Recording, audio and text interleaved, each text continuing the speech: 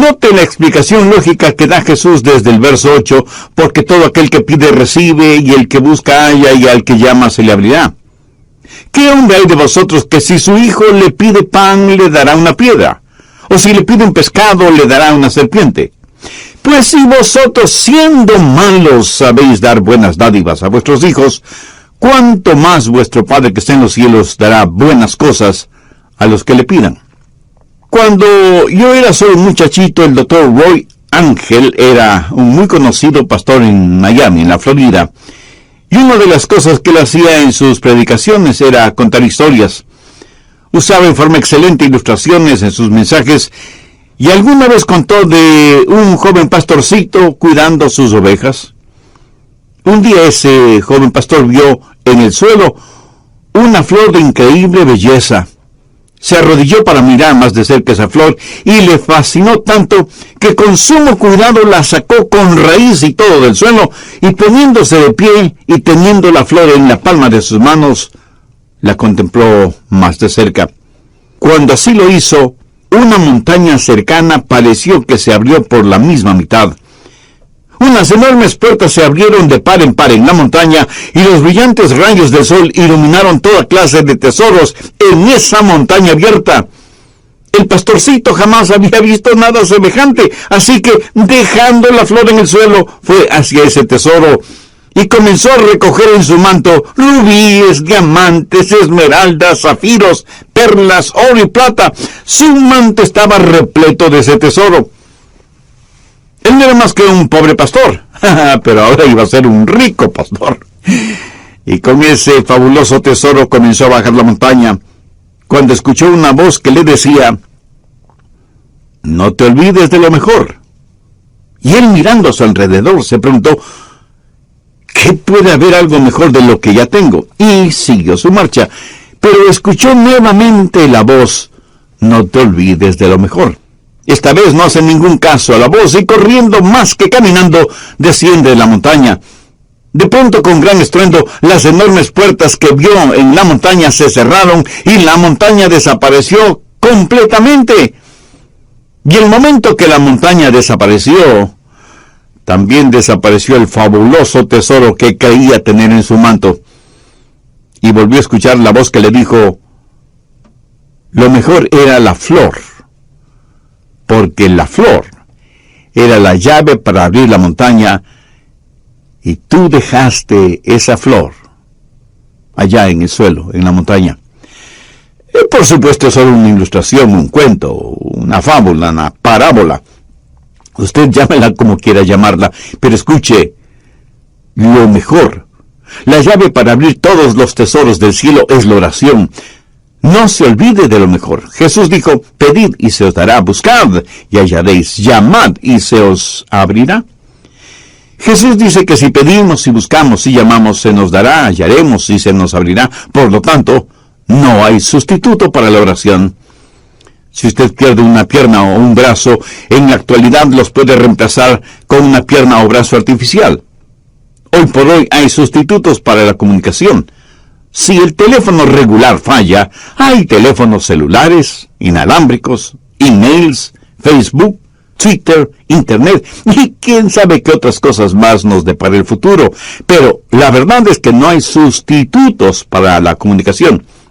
Y ya no es cosa de ciencia ficción que un día de estos los clones sustituirán a los seres humanos.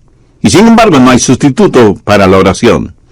Ni la elocuencia, ni el intelecto, ni la energía, ni el entusiasmo, ni las buenas intenciones son reemplazo para la oración. Yo creo que el más grande recurso del mundo aún no utilizado es la oración. Se estudia para ver cómo se puede aprovechar la tremenda energía que hay en los relámpagos o en las inmensas olas del océano, o cómo aprovechar más eficientemente la energía solar. Pero la más grande fuente de energía, aún totalmente desconocida por los seres humanos, es la oración ferviente. Y somos unos necios que estamos ignorando esa energía. ¿Por qué la pobreza de muchos cristianos? ¿Por qué la falta de poder en la vida de muchos creyentes? Una sola respuesta: vidas sin oración. Si algún fracaso tenemos en nuestra vida, es el fracaso en nuestra vida de oración.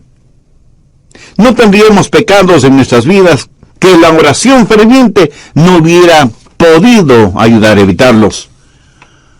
No hay ninguna necesidad mayor en nuestra vida que desarrollar una vida de oración. Y alguien seguramente me preguntará, pastor, ¿por qué Dios quiere que oremos? Usted mismo ya nos ha enseñado que el Padre conoce todas nuestras necesidades, aún antes de que nosotros las mencionemos. ¿Por qué pedirle a Dios que haga lo que Él ya ha determinado hacer? Mi amigo, esas son muy buenas preguntas. ¿Por qué? ¿Por qué debemos orar? Escúcheme, cuando oramos, no oramos para informarle a Dios de ciertas cosas. Él las sabe. Tampoco oramos para darle instrucciones a Dios. Cuando oramos, estamos invitando a Dios a conversar con nosotros. ¿Qué quiero decir con esto? Verá, Dios quiere hacer realidad ciertas cosas en nosotros. Y quiere hacer ciertas cosas por medio de nosotros.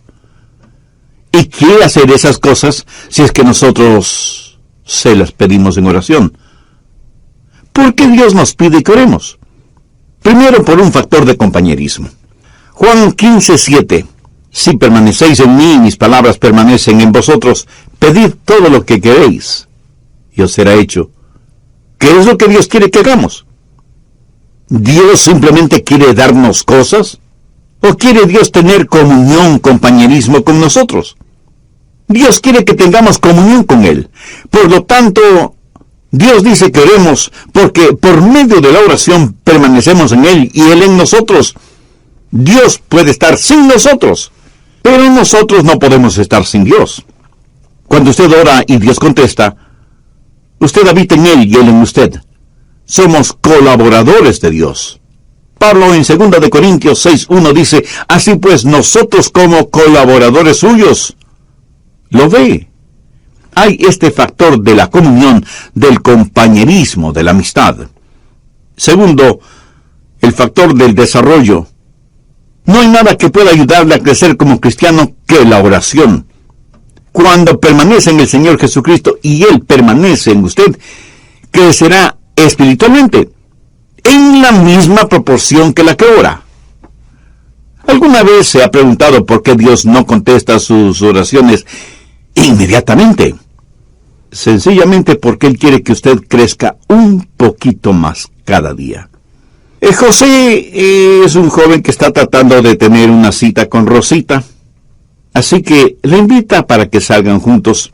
Ella lo mira unos instantes y piensa, no tiene buenos modales, no es gentil, tiene mal aliento, no se viste adecuadamente, tiene las uñas sucias y sus zapatos están viejos y sucios. Así que Rosita le dice a José, no puedo salir contigo, estoy muy ocupada. Y entonces él piensa, ¿por qué no querrás salir conmigo? ¿Qué podrá hacer? Más tarde le pregunta a un buen amigo suyo, Raúl, quise tener una cita con Rosita, pero ella prácticamente me rechazó. ¿Tienes tú una idea de por qué? Y Raúl, como buen amigo, le dice, ¿quieres que sea completamente honesto con mi respuesta? Por supuesto que sí. Y Raúl, después de respirar profundamente, le dice, mira, José, tienes mal aliento. ¿Cómo que yo tengo mal aliento? No puede ser. José, estoy siendo honesto contigo. Y José va y compra un agradable enjuague bucal, usa una pasta dentífrica que refresca el aliento, y después de algunos días vuelve a invitar a Rosita, y Rosita vuelve a decirle que no. Otra vez va a consultar con Raúl, y Raúl le dice, pero mira la manera en que estás vestido. No tienes un espejo. Tu camisa está más que sucia, hueles muy mal, parece que no usas nada contra el mal olor de tus axilas, y mira tus zapatos, más horribles no pueden ser. Después de un par de semanas, José va nuevamente donde Rosita, pero luce diferente. Su ropa está limpia, está bien afeitado y masculinamente peinado. De su cuerpo se desprende un suave olor, como brisa marina. Sus uñas están recortadas y limpias, y sus zapatos parecen de charol. Y le dice: Rosita, ¿quieres salir conmigo? Te invito a tomar unos helados. Y casi no lo pudo creer cuando ella le contestó: José, me dará mucho gusto salir contigo. Y los dos tuvieron una tarde maravillosa. Sí, yo sé que esto es solo una ilustración, pero escúcheme. Algunas veces nos acercamos a Dios y simplemente le decimos: Dios, haz esto. Pero hay algo que Dios quiere que nosotros hagamos primero, y es orar, porque la oración ayuda a desarrollar nuestras vidas. Cuando Dios no nos da algo que le hemos pedido, enseguida preguntamos: ¿por qué Dios no contesta mis oraciones? Y el Espíritu Santo nos dice: porque hay pecado en tu vida, eres egoísta, eres carnal, te interesa más lo temporal y material que lo espiritual y eterno.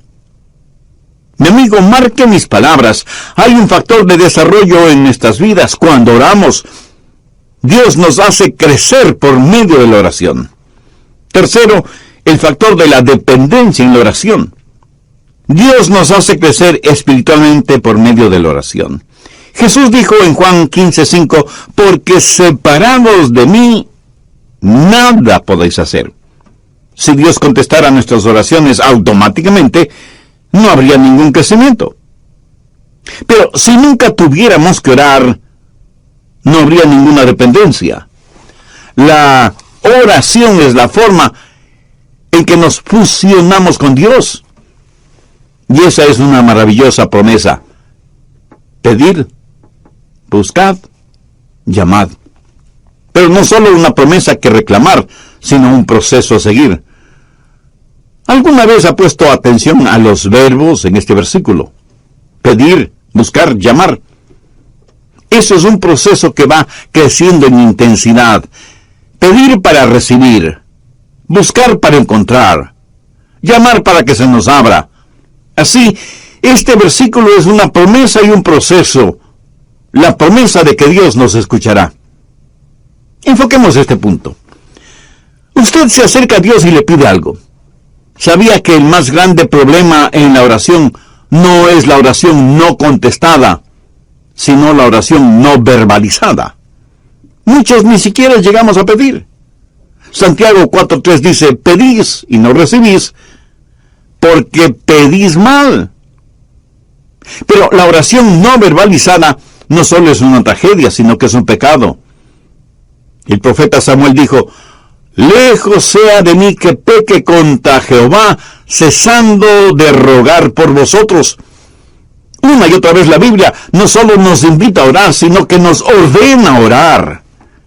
Busque Lucas 18:1. También les refirió Jesús una parábola sobre la necesidad de orar siempre y no desmayar. Y en Marcos 14:38, Jesús les dijo a los discípulos: velad y orad para que no entréis en tentación. Escúcheme, cada vez que pecamos es porque hemos fracasado en orar como debíamos hacerlo. Y Pablo dice que no debemos estar afanosos por nada, sino que debemos dar gracias por todo. Y que con oración y ruego debemos hacer conocer nuestras peticiones a Dios. La razón por la que estamos tan llenos de preocupaciones y ansiedades es porque no hemos aprendido a orar. Y porque cuando oramos, pedimos lo que queremos y no lo que en verdad necesitamos. Una buena manera de probar si lo que pedimos es correcto o incorrecto es preguntándonos: ¿puedo pedirle esto a Dios? Si su propia respuesta es negativa, pues no se atreva a pedírselo a Dios.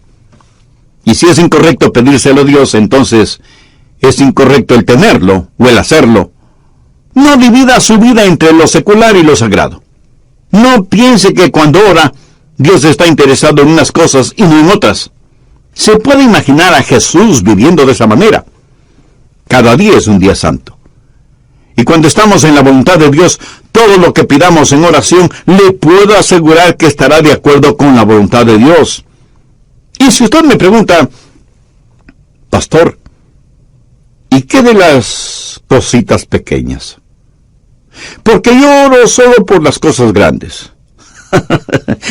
Mi amigo, ¿qué es pequeño o qué es grande delante de Dios? Debemos orar por todas las cosas. Sí, ore por la salud de su cónyuge o sus hijos, ore por su trabajo o su negocio, pero ore también por el fin de semana o las vacaciones con su familia. Pastor, ¿qué si es que quiero las cosas equivocadas? ¿Debo orar por eso? Por supuesto que sí. Pero ore para que Dios le quite ese deseo que tiene por las cosas equivocadas. Dios no le contestará a menos que usted le pida. Y eso significa que usted expresa un deseo. Pero cuando usted busca, eso es una experiencia descubierta. Verá, muchas veces pedimos las cosas equivocadas. Muchas veces no estamos en posición de pedir nada. Muchas veces las cosas por las que pedimos son totalmente desconocidas para nosotros. Así que la oración verdadera está eslabonada con la búsqueda. Y el propósito, la voluntad de Dios, pudiera ser que necesitamos buscar. Un día una señora me llamó y me dijo, Pastor, necesito que venga a mi casa. Tengo necesidad de que ore conmigo por algo muy importante. Así que fui a su casa y ella me dijo, Pastor, mi hijo es un borracho y a su esposa, mi nuera, le diagnosticaron cáncer. Le he pedido a mi hijo que venga para que usted ore por nosotros. Y ahí estábamos los tres, el hijo, la madre y yo, el pastor. Nos arrodillamos para orar. Ella oró, yo oré, y el hijo, un hombre de tal vez unos 35 años, me dijo, Pastor, usted no está orando. Yo pensé que había orado en voz muy baja, y por eso él no me había escuchado. Volví a orar, elevando el tono de mi voz, y sin embargo, él me dijo, Pastor, por favor, ore. Eso me incomodó en cierta forma, pero oré un poco más. Cuando abrí los ojos, la mamá ya no estaba con nosotros. Solamente estábamos él y yo. De pronto escuché ruidos en otro cuarto, y fui hasta allá, y encontré a la mamá de él totalmente extendida en el suelo con los brazos en cruz, orando intensamente, y escuché su oración. Era como si ella en su oración estuviera abriendo las puertas del cielo, llegando hasta el trono de Dios, y ahí depositar la angustia de su corazón. Le escuché hacerle acuerdo a Dios de sus promesas, derramando su alma en favor de su hijo. Y me di cuenta de algo. Ese hombre durante su niñez y su juventud seguramente vio muchas veces orar a su madre de esa manera, orando intensamente, y por eso me dijo, Pastor, usted no está orando. Ese día aprendí una importante lección acerca de la oración, lo que significa acercarse al trono de Dios en oración. Y eso, mi amigo, no solo es una oración que pide, sino una oración que busca. Pero no solo debemos pedir y buscar, sino que como Jesús lo dijo, debemos llamar. Y con esa acción estamos expresando una determinación. El llamar significa que no nos detendremos hasta que obtengamos aquello que le pedimos a Dios, o hasta cuando Dios nos diga no. Veamos Lucas 11 por un momento, desde el verso 5. Les dijo también, ¿quién de vosotros que tenga un amigo va a él a medianoche y le dice, Amigo, préstame 3 panes, porque un amigo mío ha venido a mí de viaje, y no tengo que ponerle delante? Y aquel respondiendo desde adentro le dice, No me molestes, la puerta ahí está cerrada, y mis niños están conmigo en cama, no puedo levantarme y dártelos. Os digo que aunque no se levante a dárselos por ser su amigo, sin embargo por su importunidad se levantará, y le dará todo lo que necesite. Esa es la parábola. Ahora mire los versos 9 y 10. Y yo os digo, pedid, y se os dará.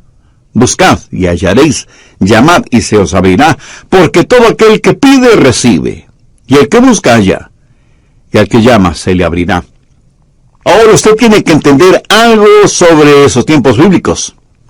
Era totalmente, absolutamente impensable que un amigo viniera a su casa y usted no le brindara hospedaje y alimentación.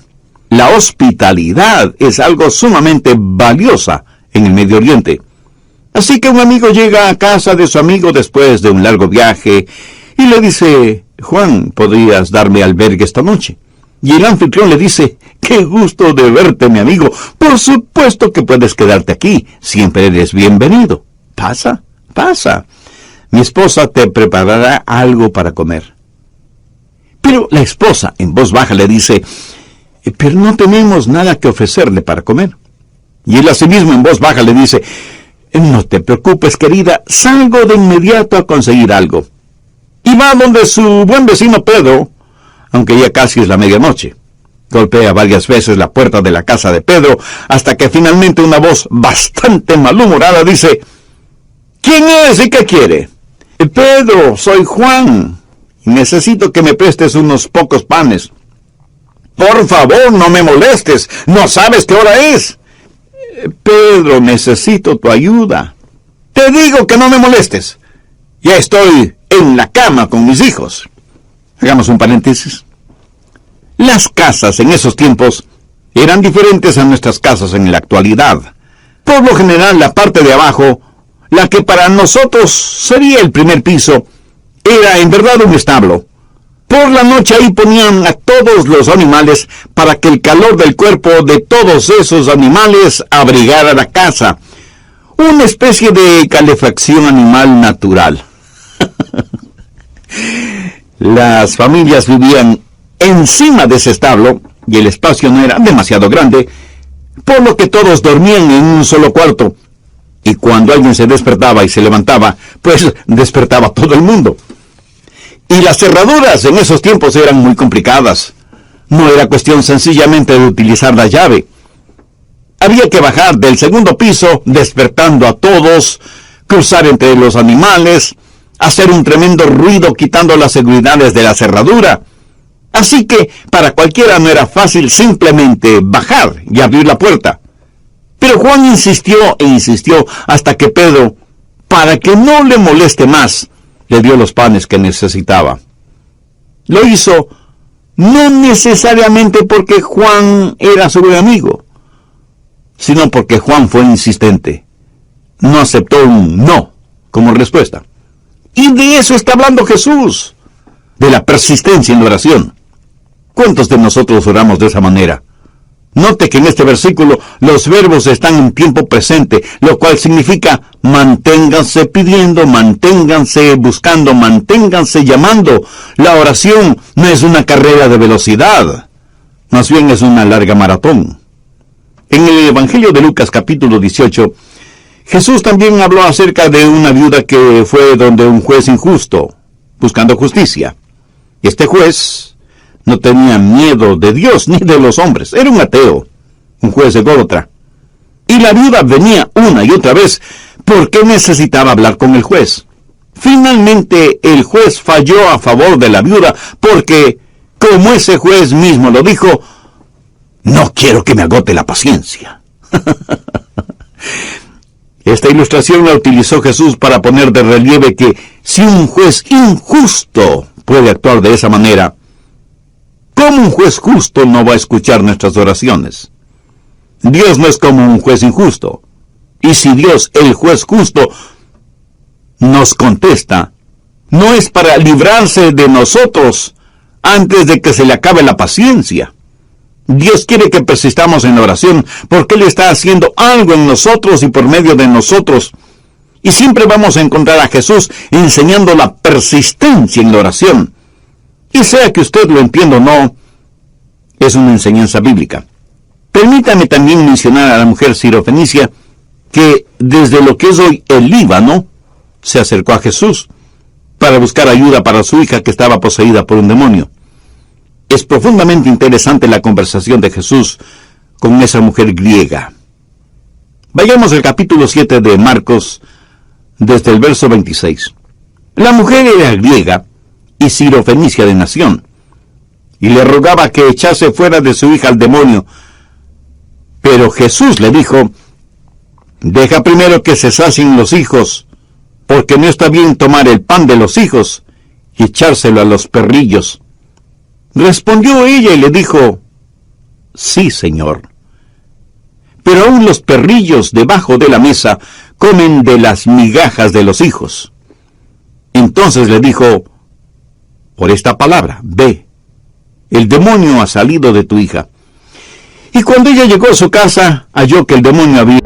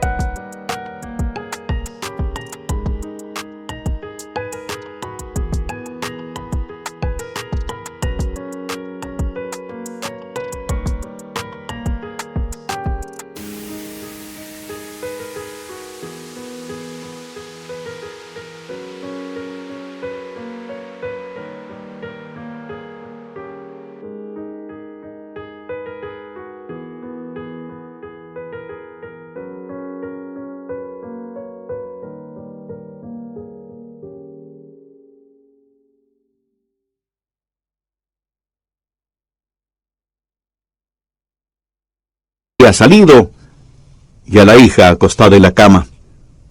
Cuando Jesús usó la palabra perrillos, hacía referencia a perritos mascotas. Note que la mujer no se siente ofendida por eso, y más bien le dice a Jesús que aún los perrillos están felices de comer las migajas de pan que caen de la mesa. En el original, ella no usa la misma palabra que Jesús utilizó para perrillos. Ella usó una palabra que describe a un perro callejero, flaco y sarnoso. Por eso Jesús se sintió conmovido y le otorgó a la mujer lo que le había pedido. Durante las horas finales de su pasión, Jesús oró a su Padre varias veces. Jesús, el Hijo de Dios, prevaleció en la oración. El apóstol Pablo habla de una espina en la carne y dice que 3 veces le pidió a Dios que se la quitara. Esto significa que Pablo tuvo 3 extensas sesiones de oración sobre un largo periodo de tiempo, hasta que Dios le contestó. Pero Dios no le contestó como Pablo se lo pidió, sino como Dios quiso contestarle. Elías oró por lluvia, y estando en el monte Carmelo, envió a su criado a ver si descubría alguna nubecita en el cielo. Nada. 6 veces dio la orden y 6 veces la misma respuesta. Nada. Pero a la 7ª vez el criado vio una nubecita del tamaño del puño de un hombre. Esto es una ilustración de la oración persistente de Elías, quien, juntamente con su criado, comenzó a caminar porque ya se escuchaba el sonido de una abundante lluvia. Ahora, ¿cómo saber cuándo pedir o cuándo dejar de pedir? ¿Cuándo buscar y dejar de hacerlo? ¿Cuándo llamar y dejar de hacerlo? Al respecto, permítame mencionar 3 pasos. Se detiene cuando Dios le da lo que usted ha pedido. A veces las respuestas de Dios son directas. Otras veces son diferentes.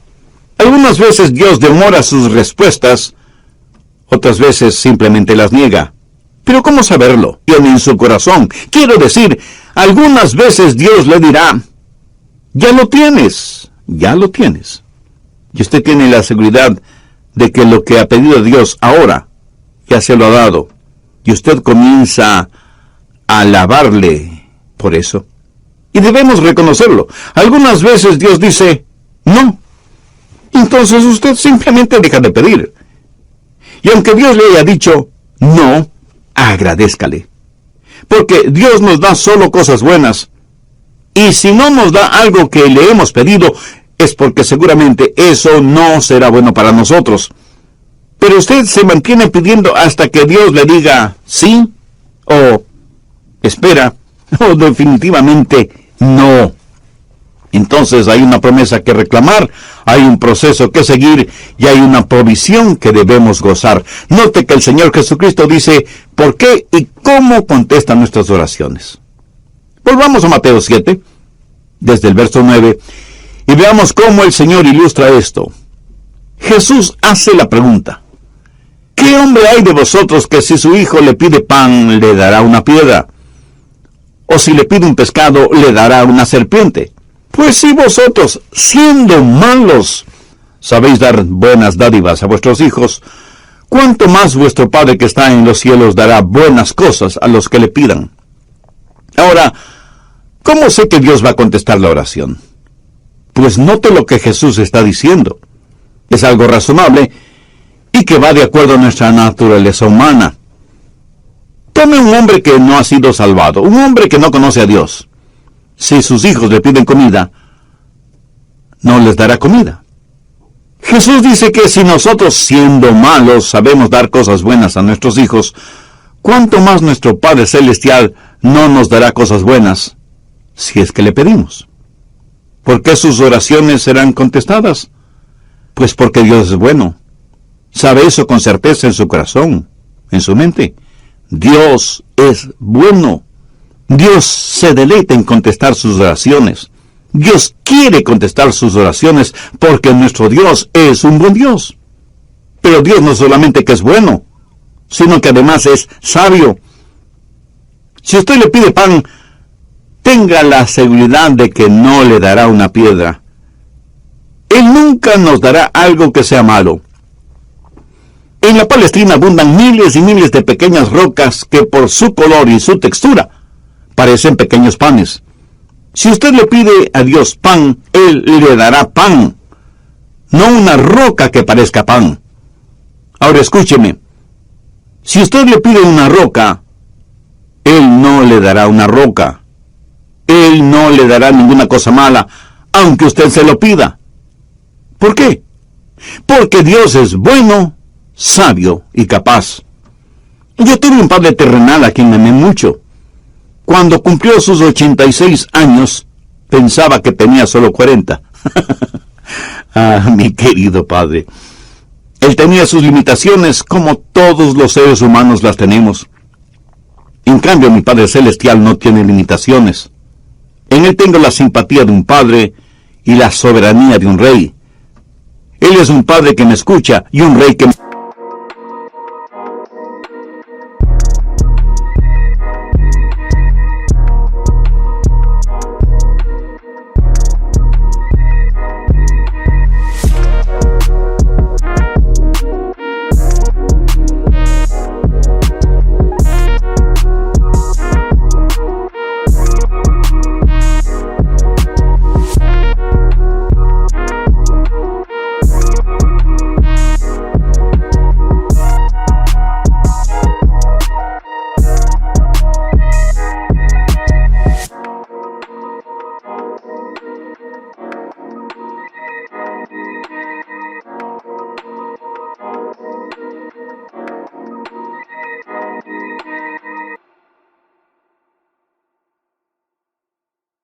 contesta. ¿Por qué Dios contesta, escucha mis oraciones? Porque Él es un Dios bueno, sabio y soberano. ¡Qué poderoso Dios al que servimos! Nosotros somos unos necios si es que no aprendemos a orar. Jesús dijo que si pedimos se nos dará, si buscamos lo encontraremos, y si llamamos nos será abierto. La cosa más sabia que podemos hacer es aprender a orar. Es Dios su Padre Celestial. Aquí Jesús no está hablando a la gente perdida, está hablando a los salvados. Si el Señor Jesucristo aún no es su Salvador, significa que usted necesita ser salvo, y puede serlo ahora mismo, si ese es el deseo de su alma. Le invito a repetir conmigo una sencilla oración. Dígala con sus propias palabras, pero dígalas con profunda fe, con sinceridad y con convicción. Dios eterno y Padre Celestial, tú sabes que la oración no es uno de mis puntos fuertes. De hecho, es uno de los puntos más débiles de mi vida espiritual. Pero hoy me acerco a ti para pedir tu gracia y misericordia, no solo para que me perdones, sino también para que me ayudes a desarrollar mi vida de oración. Señor Jesús, tú siendo